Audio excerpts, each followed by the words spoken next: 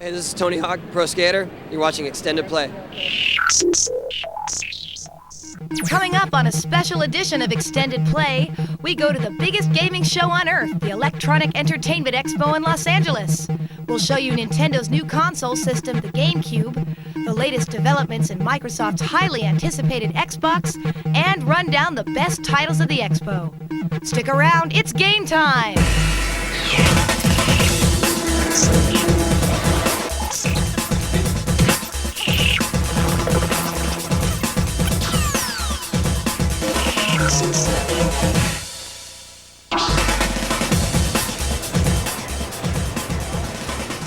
Hello and welcome to Extended Play from the Electronic Entertainment Expo in Los Angeles, California. I'm Adam Sessler. And I'm Kate Patello, and this year is a really exciting E3, what with the Xbox and the GameCube coming out this year.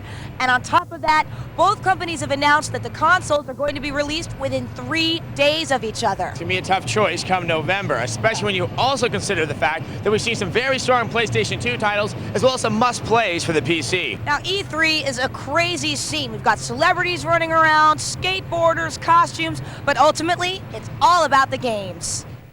It's been insanity for 7 years, and it's just crested one more time. E3 2001. There were crowds, celebrities. Video games are the big thing today, and that's why we're here. And oh yeah, games. I'm a hardcore gamer, so I got a lot of questions. I'm here at the place where you get the answers. More than 400 exhibitors showcased thousands of new titles and technologies, including many products seen for the first time ever at E3. If that doesn't excite you, well, there was lots of free stuff too. Would you like one of these? Giving away free t-shirts. There were pro skaters. It's crazy, it's sensory overload. Pro surfers. Pretty amazing, all the stuff here. And pro survivors in attendance. Unbelievable. Yeah, quite an event. And here's a shock, Pikachu was in the house. There was the usual slew of highly amped sequels, as well as some anticipated originals. PC games were out in force, with new takes on franchises like The Sims and reliance on old standby genres like real-time strategy. The big excitement was generated by upcoming online games like PlanetSide. When push comes to shove, however, this show was dominated by the consoles. The battle of the next-gen manufacturers kicked off the day before E3 with press conferences from each of the big three console makers. Xbox and PlayStation showed off some new games, while Nintendo finally gave us a look at their GameCube and its upcoming titles. Let me introduce you to our new baby. We finally learned the release dates of both the consoles. In the United States, on November 5th. On November the 8th, in the North American market. These companies seem bent on going head-to-head this holiday season. And all the attention that's going to be spent on gaming this holiday season, it's just going to tickle the industry. It's going to be great. I think you're going to have massive consumer confusion this year. It's not at all clear where you should spend your $300. There didn't seem to be too much confusion at the packed Nintendo booth. Gamers had to wade through an ocean of onlookers in order to get a chance to play the GameCube and Game Boy Advance. Xbox drew a big crowd as well, as gamers got their first chance to actually play Oddworld, Halo, and other upcoming games. PlayStation's booth took up the most acreage this year, while showing more of the PS2's networking and online ability. GameCube was the big story of this year's E3, although Xbox and Sony showcased some impressive new games for their systems. It's clear the console war is far from over. Now that ought to give you a good idea as to what this year's exciting E3 was all about, but you need to know more. You need to see video, you need to see interviews, which means you need to go to extendedplay.com. Coming up on Extended Play, it's a big year for Nintendo. We'll see what's coming to the GameCube. Plus, batten down your hard drives, there's a load of new games coming to your PC. Hey, this is your Olympic hero, Kurt Angle, and you're watching Extended Play. It's true. It's true. Welcome back to Extended Play from E3 in Los Angeles. On Wednesday, May the 16th, 2001, gamers caught their first glimpse of the games for Nintendo's GameCube. And boy, was there a lot to see. Usually people have pretty high expectations from the Big N, and this time they delivered. Welcome to Nintendo Country. It was here that the throngs of attendees got their first long look at what the Big N had up its sleeve. And this year, Nintendo had a really big sleeve. First up at bat was the Game Boy Advance. With its June 11th release date right around the corner, people lined up to see what kinds of games they would be playing.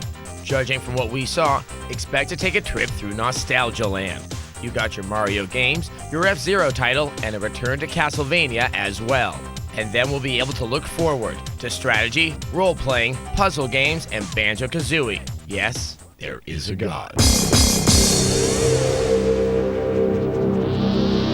But the real story and the real crowds could be found at the other side of the booth, where attendees got their very first hands-on experience with the mysterious GameCube, a system that by most accounts is not as technically powerful as the Xbox. But throughout the show, Nintendo maintained that it's not about power, it's about gameplay. When it comes to gameplay, the GameCube is the best machine in terms of the balancing and in terms of the power necessary to create the best games ever. Having said that, however, we're not just going to concentrate on so-called gorgeous graphics and gorgeous sounding games, because if we only focus on great pictures and great sounds, that will spoil the joy that is a very important aspect of gameplay. And from the looks of the glassy-eyed gamers lining up to play, Nintendo did much to bring a sense of pure fun back into video games.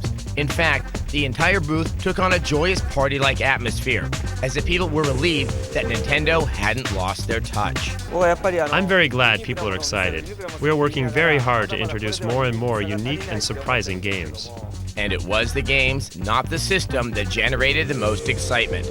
Everything on the floor for GameCube was playable and quite polished. Among the titles shown were Luigi's Mansion, a surprisingly fun title that has Mario's taller, greener brother playing Ghostbuster with a flashlight and a vacuum cleaner. The highly original Pikmin mixes strategy and puzzle elements in an easy-to-play package. Star Fox returns in an action-adventure format, and to be honest, it seemed a little odd to see Fox without his ship. A new version of Wave Race is also in the works, and the water effects are absolutely stunning.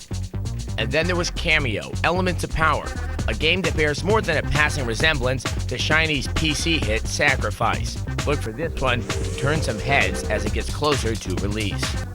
Other games like NBA Courtside, Super Smash Bros. Melee, and the now famous Rogue Leader were present as well. And down the road, the GameCube will have the action RPG Raven Blade, and the can't wait for it to get here, Metroid Prime, to the roster. To say that Nintendo wowed E3 attendees would be an understatement.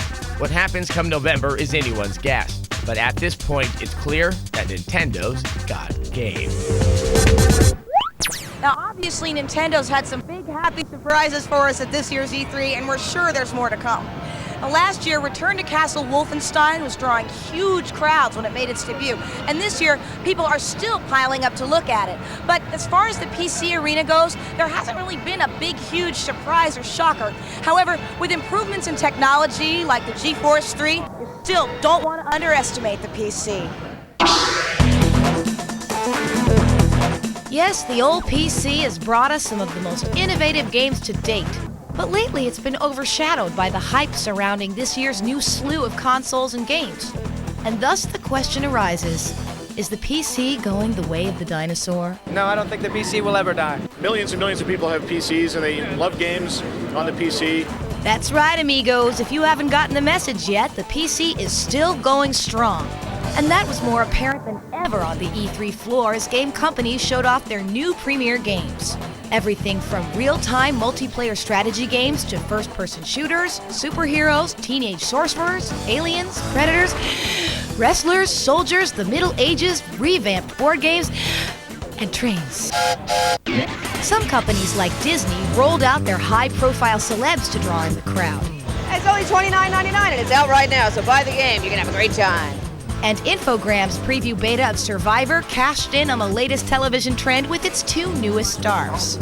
Expect the worst and be prepared for the worst, because it will live up to it. World War II-themed first-person shooters have become popular this year with such highly sought-after titles as Activision's Return to Castle Wolfenstein. Not your daddy's World War II. Want to show us the flamethrower real quick? There it is. And our hat also goes off to Cornered Rat's World War II online Blitzkrieg, which hopes to recreate the entire Second World War in every theater of operation. Massively multiplayer, up to 10,000 people in the same virtual world. Not to be outdone in the massive multiplayer department, Variant Interactive comes out of the gates a-swinging with PlanetSide, a surefire hit with shooter fans. And Blizzard Entertainment gets huge props for its Diablo 2 expansion pack.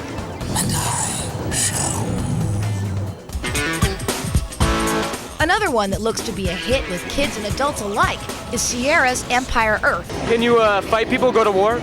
Oh, definitely, yeah. With every kind of man-rendering weapon that's ever been created. And if that's not enough destruction for you, be sure to check out Crave's new real-time strategy game, Freedom Force, which lets you create your very own 60s-style superhero, fight supervillains, and thrash a city. It's good, clean, wholesome violence. So there you have it, gamers, a quick look at some of the PC games heading toward a store near you. Coming up on Extended Play, the PlayStation 2 is out and about with a ton of new titles on the way, and Microsoft's Xbox revs up for release. Hi folks, my name is Arlie Ermey, better known as Gunnery Sergeant Hartman. You're tuned to TechTV Extended Play. Don't reach up and touch that dial because I will rip your arm off and beat you to death with a bloody stub. Welcome back to Extended Play from E3 in Los Angeles. Now, last year's E3, Sony got to be the big man on campus with their then upcoming PlayStation 2. Yeah, well, so they don't have a big console coming out this year. That doesn't mean they're not making a strong showing on the game side.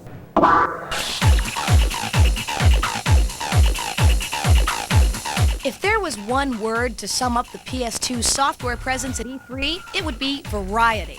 PlayStation 2 solidified its image as the system for all gamers as developers came to the expo with titles from all genres. In the category of action games, Bandai came out mechs a-blazing with not one, but two Gundam fighters, Journey to Jaburo and Zeonic Front. EA's new Bond game, Agent Under Fire, showed promise, and so did State of Emergency, a unique title courtesy of Rockstar Games where you take part in a full-fledged riot against the man. In terms of adventure games, you'll definitely want to keep an eye out for Maximo. This hack and slasher pays homage to the Ghosts and Goblins franchise, giving it a next-gen 3D makeover. Blood Omen 2 and Soul Reaver 2 of the Legacy of Kain series both looked solid, and so did Devil May Cry, Capcom's next big survival horror title. But if the macabre is not your thing, you can always count on Solid Snake and Metal Gear Solid 2 Sons of Liberty. For the RPG lovers, Dark Cloud showed great potential and should tide you over until Final Fantasy X comes out in the fall. When it came to driving games, it was all about the sequels. While Gran Turismo 3 could hardly be ignored, many eyes also turned to Spy Hunter, a very exciting update to the classic Midway game of the same name. Wipeout Fusion's presence was a surprise. Sony America is still contemplating a US release, but judging by this footage, we can't help but feel optimistic about seeing it here. For all you sports fans out there, well, take your pick. You can look forward to the next slew of ESPN titles or get a head start on next year's Winter Games. If your motto is extreme or nothing, the X Games of 2001 will be your one-way ticket to Nirvana. You can take to the ramps in Matt Hoffman's Pro BMX 2, or try something more off the wall with the cel-shaded Yanya Kabalistya featuring Gawu. From Extreme Pro's EA Big, NBA Street looked like a surefire hit, with NBA stars doing it street ball style. And SSX got us drooling yet again with their sequel. Sony clearly has a solid hold of their software library, and since it's games, not specs, that count in a game system's success, Sony has positioned itself for a fighting chance as the console war continues.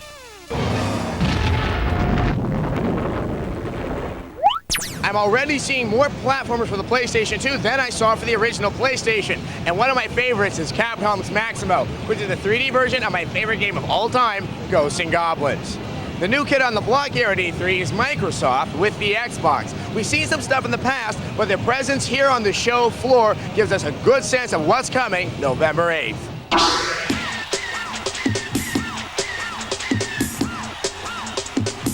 On November 8th, Microsoft, a company with little experience in console gaming, will start selling the Xbox for $299. 3 days earlier, Nintendo, the most established name in console gaming, will release the GameCube for $100 less. This isn't David versus Goliath. This is the clash of the Titans. Microsoft strove to prove that the Xbox is a console. Games like the lighthearted Mad Dash and the visually stunning Dead or Alive 3 are unlikely to ever show up on the PC. Even with 15 to 20 titles available at launch, Xbox still needs to produce that one game, that system seller, that will bring the droves into their local stores. People are digging Halo in a big way. Maybe that's the #1 box mover, I don't know. Originally, Halo was thought to be the standout launch title. On the show floor, the unfinished game looked like a technically strong shooter, but seemed to fall short of its original promise of revolutionary gameplay. It seems that the biggest promotional possibility will be an odd one. Much as Odyssey continues to look strong in graphics and gameplay, Microsoft is clearly placing a lot of trust in it to get gamers to slap down cash for the Xbox. So the real question is, come November, what are gamers gonna buy?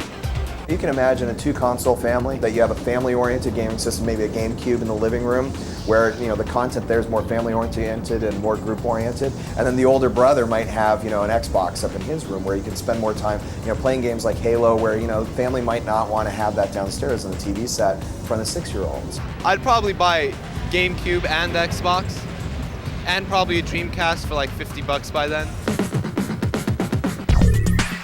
If Nintendo presents themselves as the makers of quality family games and Sony champions their cool, how will Microsoft define themselves? We want it to be the machine that gamers really aspire to have, that really dream about, that have posters on their wall and think about it. It's not a Volkswagen Beetle, it's not a minivan, it's a Ferrari. It's that image that Microsoft will have to develop between now and November 8th. You can look at our awareness of Xbox in the target market, 65%. We haven't spent one advertising dollar yet. And with $500 million available to preach the Xbox gospel, by fall it should be clear that Microsoft is in the game and in it to stay.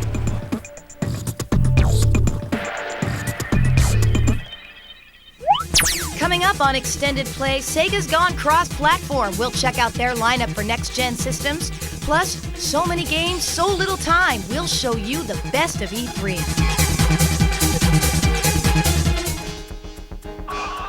Hello, everyone. This is Dave and Mike from Yuba City, California, and we love watching TechTV.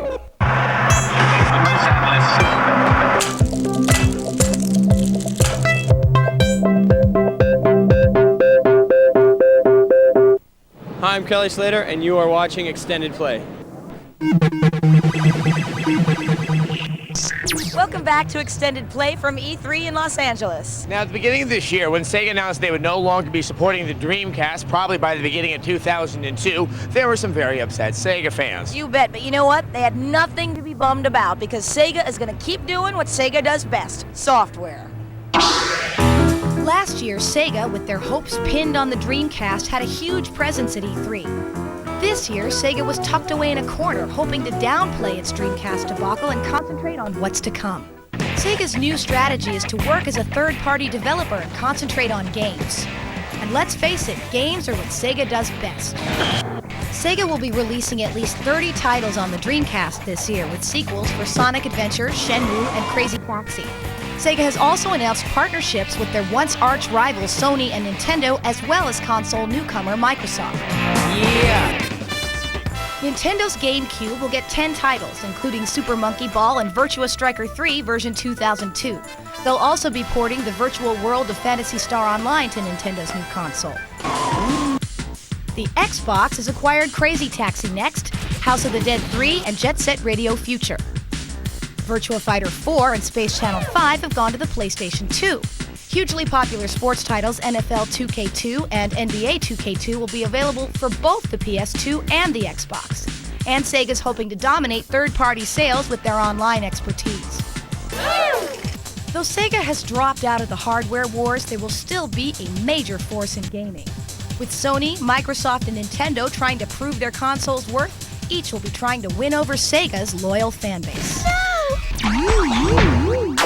Now, for those of you that are wondering about Shenmue 2, Yu Suzuki was at the Sega booth and said the game is near completion. Now, speaking of completion, most of the games we see at E3 aren't done, so we really don't know which are going to be the best when they're released, but we do know which ones we're most excited about. Of the hundreds of games showcased at E3 every year, there are always a few that stand out in the crowd. So instead of trying to figure out what were the best titles this year, we settle on those games that make you go, Over at the Nintendo booth, the clear choice was Pikmin, an engaging title that initially looks too cute for its own good. Underneath it all, the concept of raising an army of plant monsters and making them do your bidding, with sometimes rather nasty results, is frankly irresistible. Several Xbox titles were also eye-catching, but Munch's Odyssey is still the one that'll make you stop and stare. It was quite playable on the show floor, and let's face it, we're anxious to return to Oddworld and play around. The PS2 had the lion's share of beautiful titles at the show, but the one that made everyone stop and stare was Silent Hill 2. The game is creepy and disturbing, and expect some good voice acting this time round. See? I'm real. Finally, PC gamers need not worry. There was some real innovation here, but in the end, we couldn't take our eyes off Sigma. It's a real-time strategy game without set units. Instead, you can invent your own by mixing up different animal species. So finally, we can see just how dangerous a land shark really is. Now, one title we couldn't show you just then was Star Wars Galaxies, but it looks like it's going to be fantastic. But don't worry, we've got a full article for you at extendedplay.com. And while you're there, read all of our in-depth previews of the games we loved here at the show. Or if you want to get the full scoop on what Adam and I thought, join us in our chat Friday nights at 6 p.m. Eastern. Well, that's about it for our E3 show, but the year ahead in gaming is looking exciting, and you're going to see it here on Extended Play. We will definitely keep you posted. So that's about it for this special E3 edition of Extended Play. So for the moment, game over.